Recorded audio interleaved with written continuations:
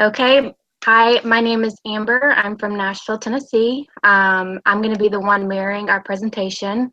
So you probably won't see much of me, but I will be going over the introduction, the purpose, the limitations, and the conclusions of our study. Hi, my name is Erin, and I will be going over the literature review. Hi, my name is Melody. I'm from Shreveport, Louisiana. I will be going over the methods and the results section of the study. Okay, now I'm going to pull up the PowerPoint so you guys can see. Just give me 1 second.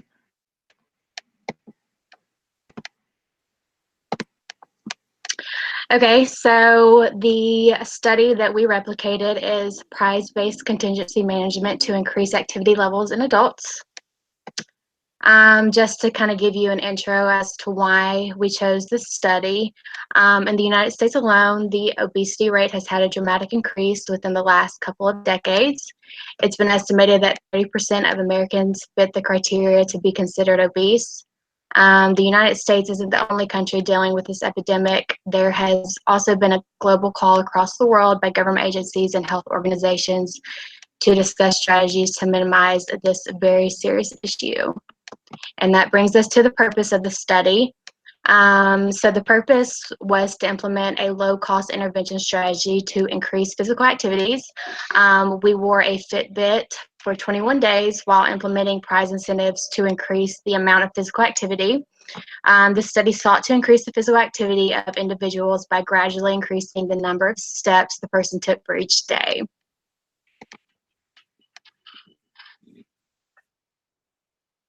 Okay, so in regards to current research, there have been a number of ways in which researchers have demonstrated an increase in physical activity. One of those ways being the use of fitness trackers, so things like Fitbits and smartwatches, pedometers. These devices are now readily accessible to most people in America, really across the world. So they're easy to access, and they've been shown to be valuable tools um, in the field of sports medicine as well as general health. So the pairing of text reminders, as well as setting goals, and then the use of financial and non-financial incentives have also been used to increase physical activity. So we'll go to the next slide and look at some specific studies. So this first study, does pedometer goal setting improve physical activity among Native elders? Results from a randomized pilot study. So with this study, basically what they did is they assigned personal pedometers and diaries to elderly primary care patients. So they had these pedometers. They instructed them on how to use them, how to log their data, and so prior to the intervention, they gave them a 6-minute walk assessment.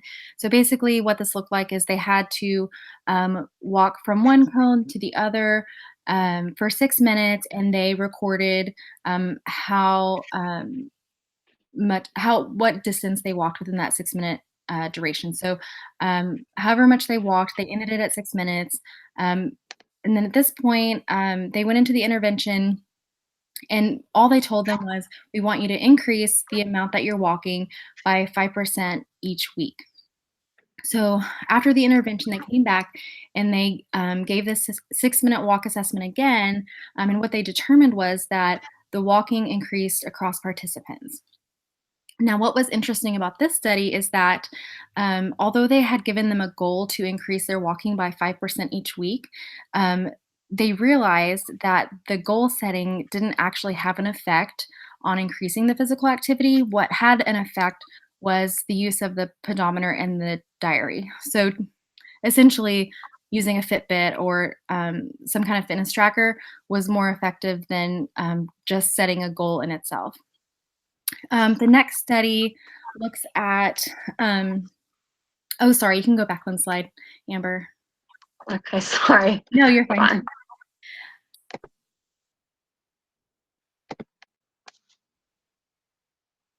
Is that it? Yeah, that's it. Okay, so this one is wearable sensor device and SMS text messaging prompts to increase physical activity in overweight and obese adults. So basically, with this study, what they did is they assigned a Fitbit to these adult participants, and the addition of the Fitbit alone to the control group resulted in clear increases in physical activity. So again, with the study, they were really just focused on trying to figure out if the text messaging reminders to work out would have an effect on physical activity, which it did. But what was cool about this study is that the control group had a Fitbit as well. So the treatment group had a Fitbit and the text reminders, and the control group just had the Fitbit. And what it showed is that the Fitbit alone, again, had an increase on physical activity. So moving to the next slide. Okay, so goal setting and motivation. Physical activity increases when tools such as the text reminders are programmed to motivate participants. So one of the most basic principles of applied behavior analysis is motivation, right? So without motivation, behaviors are less likely to come in contact with reinforcement and less likely to then increase over time. Goal setting does not always increase physical activity. So the study that we just talked about with the elderly primary care patients, having that goal to increase their walking by 5% each week didn't actually have that much of an effect on their physical activity. So most likely there's going to have to be something else paired with that goal setting. Okay, moving on. Okay, so these are the last two studies that we looked at as far as like current research goes, and these involve incentives. Now, they've used financial incentives and non-financial, financial, of course, meaning money. So with this first one, framing financial incentives to increase physical activity among overweight and obese adults. So what they did is they had 281 overweight or obese adults within a mean age of 40, and all of these participants were actually from the same company. So what they did is they had one control group and they had 3 treatment groups. So the treatment groups were gain incentive. So that group, they met their criteria for physical activity for that week, then they actually gained money, right? So the next group was loss incentive, meaning if they didn't meet their criteria for that week, they actually lost money. And the last group was lottery incentive. So if they met their criteria, instead of just gaining money right away, they went into a lottery to then possibly gain money for meeting that criteria. And let's see. So all treatment groups had an increase in physical activity. So all of these were effective in increasing their physical activity, but the loss incentive, so losing money because you didn't meet your criteria, had the most significant impact on the physical activity, which really makes sense because if someone were to say to you, you know, you have to walk this many miles a day, or I'm going to take money straight out of your bank account, you would probably be pretty motivated to do that. So the next one is non-financial. Can an incentive-based intervention increase physical activity and reduce sitting among adults? So the Active Choices Incentive Feasibility Study. With this study, they had 40 to 65-year-olds. So they self-reported their physical activity. They also self-reported their BMI and their blood pressure.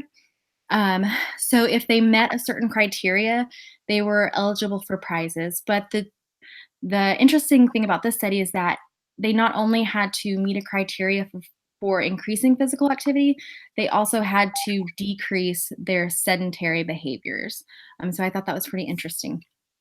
But what we saw with that is that there was an increase in physical activity across all participants. However, with this study, only 30% qualified for highest incentives, meaning some of them earn incentives because they got to a certain point, but then they kind of plateaued a little bit and they didn't get to the highest incentive. So that could show you that maybe the financial incentives were more motivating than non-financial incentives. And that is the end of the current research. Now we're moving on to methods for Melody. Okay, in terms of I apologize. I'm sorry. The participants and settings. The participants in the study are enrolled in, of course, graduate level classes for applied behavioral analysis at Ball State. Amber is a 27-year-old female residing in Tennessee.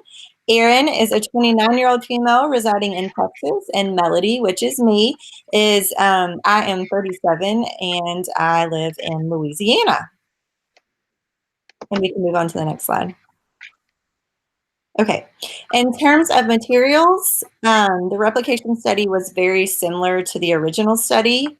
All participants used a Fitbit as the fitness tracker for daily step totals.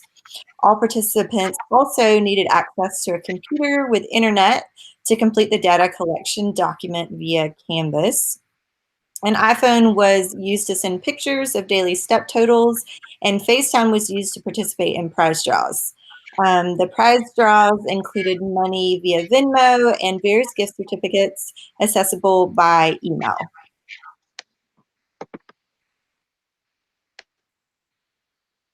Okay, the target behavior for this study, the definition here, the target behavior of steps is defined as lifting and setting down each foot in turn, but not both feet off the ground at the same time. So an example of this might be a participant walks 2 miles with her dog, and a non-example could be a participant swings for 10 minutes. So you can see here where one is walking and the other is swinging to participate in exercise. The research design for the study is just a simple ABA reversal design with 3 phases: baseline 1, intervention, and a baseline 2. All 3 phases lasted for 7 days.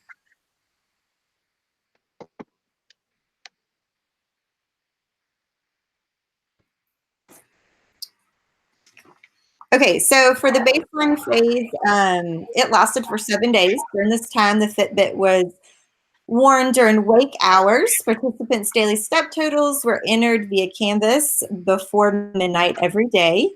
Prize draws for participants were Monday, Wednesday, and Friday. 50% of the prize draws were verbal praise, and 50% were $1 in cash via Venmo. IOA data was collected on Tuesday and Thursday. The only real difference in the replicated study versus the original study is the baseline phase. In the baseline phase was the prizes. 50% of the prizes were worth up to $5 in the original study, whereas the replicated study, they were worth only $1.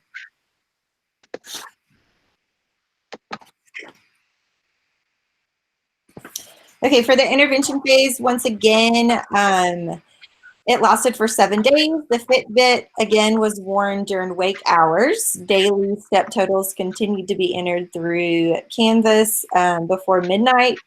IOA data, again, collected on Tuesdays and Thursdays. If criteria was met for step totals, the participants were eligible for prize draws, which occurred on Monday, Wednesday, and Friday. Again, the prizes were 50% verbal praise, and at this point, the other 50% were $2 to $5 gift cards or cash via Venmo. And you can see here towards the bottom of the slide where we had criteria pairings.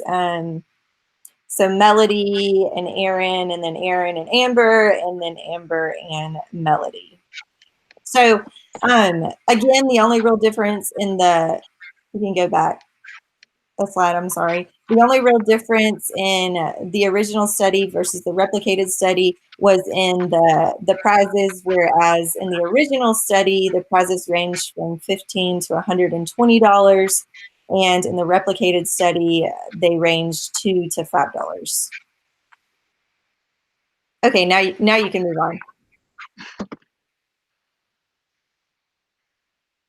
So in terms of determining the step criteria, in the original study, the criteria was determined by ranking the 7 days. So they used the 70th percentile criterion. So basically, you needed to do better than the 5th day of the 7 days. So you can see here, The first row of numbers is from my baseline phase. So the fifth highest step total was 8,072. So that would be my step criteria for the following day. So if we move to the second column, the number that you see there bolded, 9,125, that was I met my criteria of the 8,072, and I ended up walking 9,125 steps. So as we go down a little further, you can see my the criteria for the following day then becomes 8,223.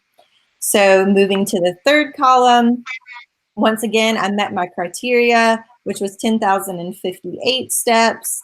Then the numbers move around a little, and you can see the fifth day is 8,992, which would be the next day's step criteria.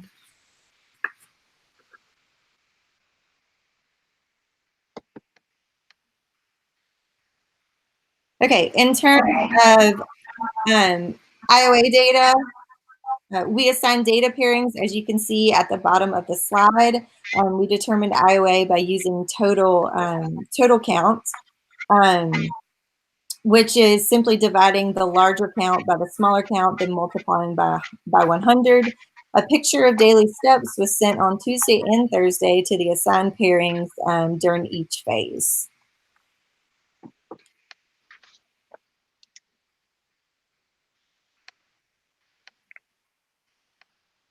Okay, so our treatment integrity was at 100% for all participants during all three phases.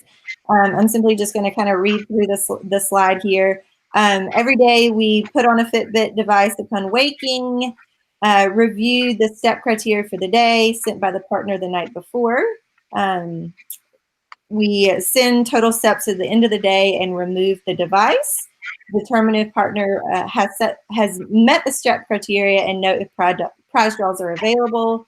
Determine partner step criteria for the following day. If Monday, Wednesday, or Friday, we complete the prize draws via FaceTime with all participants. And if it's Tuesday or Thursday, we need to complete the IOA calculations with our partner.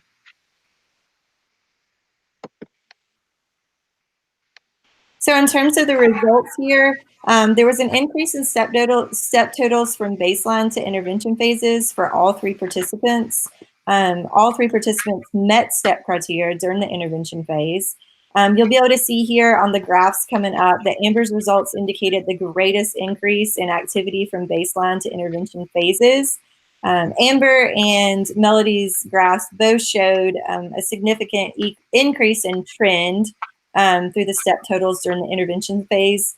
Erin's graphs, however, remained fairly stable during the intervention phase.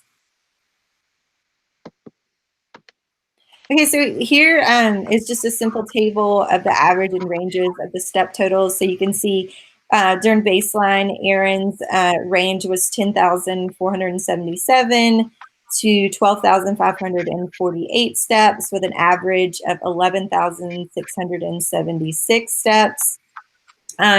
That increased during the intervention phase where the range was 12,873 steps to 13,873 steps with an average of 13,245. Again, in baseline 2, her steps decreased to a range of 8,892 to 11,329 with an average of 10,169 steps. Amber in baseline phase was a little lower. She started out with a range of 6,500 steps to 9,800 steps with an average of 8,134 steps. That increased during the intervention phase to a range of 8,020 to 12,105 steps with an average of 10,419 steps. Once again, it decreased in baseline 2 to 8,974 steps to 11,890 steps with an average of 10,407 steps. Finally, during baseline 1, My range was 6,988 steps to 9,871 steps with an average of 8,449, increasing during the intervention phase to 9,125 steps. Did I mention that was the range? I apologize. The range during the intervention phase being 9,125 steps to 12,104 steps with an average of 10,540 steps. Once again, decreasing during baseline 2 to 7,469 steps.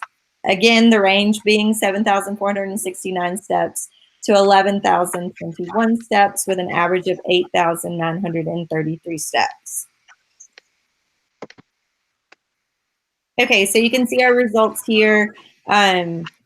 Erin's baseline phase to the intervention phase. You can see during the intervention phase where the data stays fairly stable here, and then decreases again during the baseline phase. So this is Amber's graph. You can see an increasing trend in the intervention phase that I mentioned previously.